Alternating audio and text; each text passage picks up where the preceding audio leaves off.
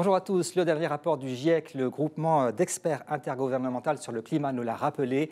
La Terre se réchauffe, en partie en raison de nos émissions de carbone. Depuis plusieurs années, LCL a montré ses convictions fortes autour de la transition énergétique.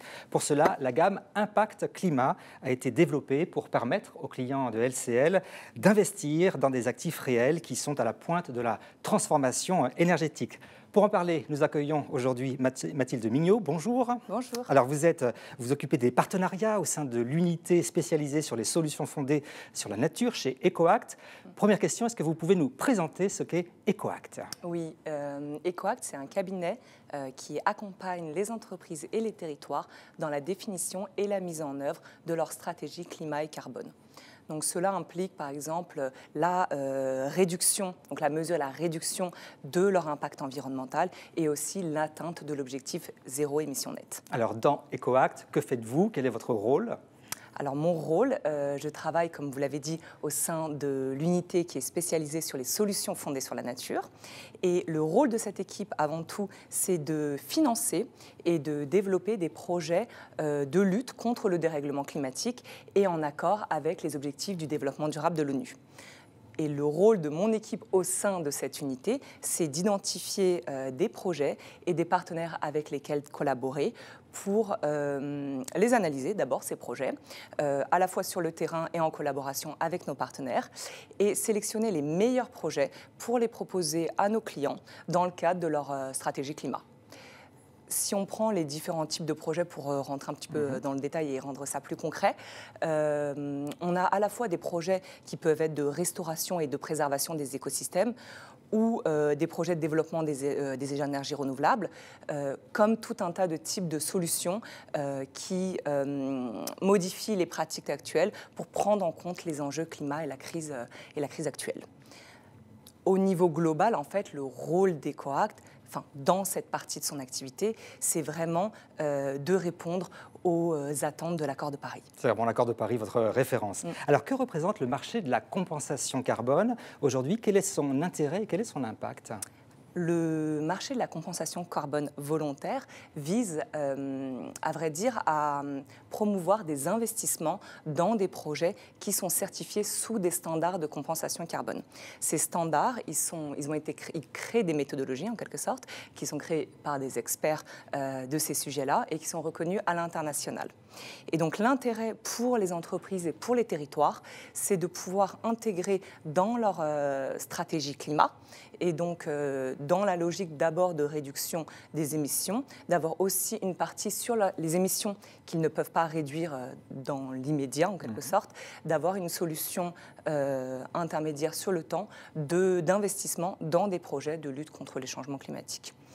Ce qui est important de retenir, en fait, je pense avant tout sur ce marché-là, c'est que les projets qui font ce qu'on appelle ce marché, ces projets-là, ils donnent aux organisations et aux territoires des solutions qui sont concrètes, qui sont mesurables et le plus important, qui sont immédiates. Concret, mesurable, immédiat, c'est vraiment votre credo. Alors dans le cadre de LCL Impact Climat, il y a de nombreux projets qui sont soutenus, mais focalisons-nous pour bien comprendre sur un projet précis et vous nous emmenez en Éthiopie. Oui, en effet.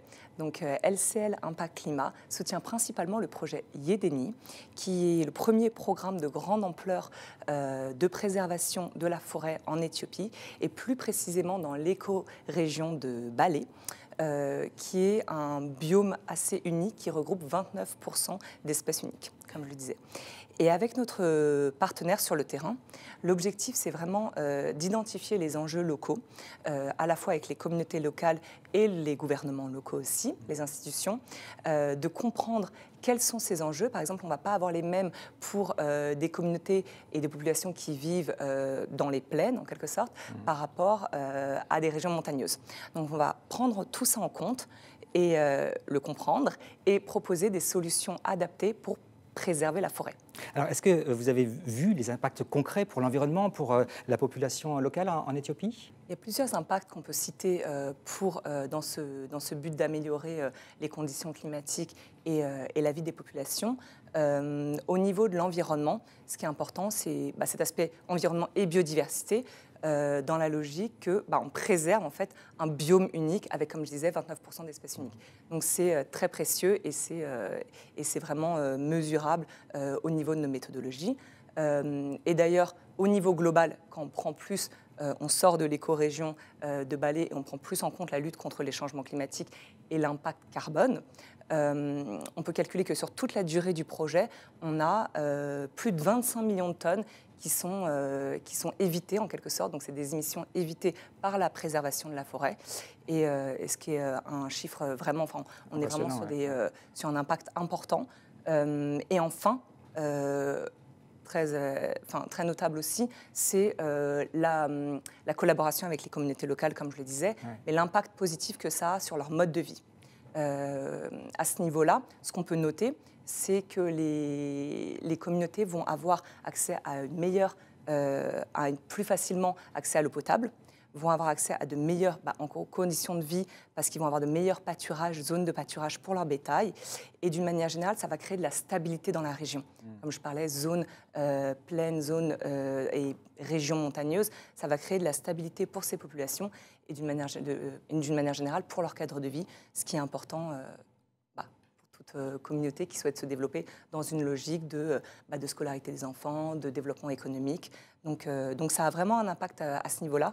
Et je pense que d'une manière globale, ce qui est important de noter dans cette démarche-là, mais aussi par les autres projets qui sont soutenus dans le cadre du LCL Impact Climat, c'est que c'est des investissements, et je le répète, à la fois concrets, mesurables et immédiats, et qui ont différentes échelles. On va avoir de la population très ciblée d'une région en Éthiopie jusqu'au niveau global avec des volumes importants de tonnes équivalent en CO2 évitées. Eh bien, merci beaucoup Mathilde Mignot. Voilà une illustration bien concrète de ce qu'une banque comme LCL peut apporter, notamment pour l'environnement. Et pour vous, investisseurs, on voit aussi qu'il est donc possible de placer son argent et de respecter cette planète qu'il faut protéger. À bientôt pour d'autres initiatives.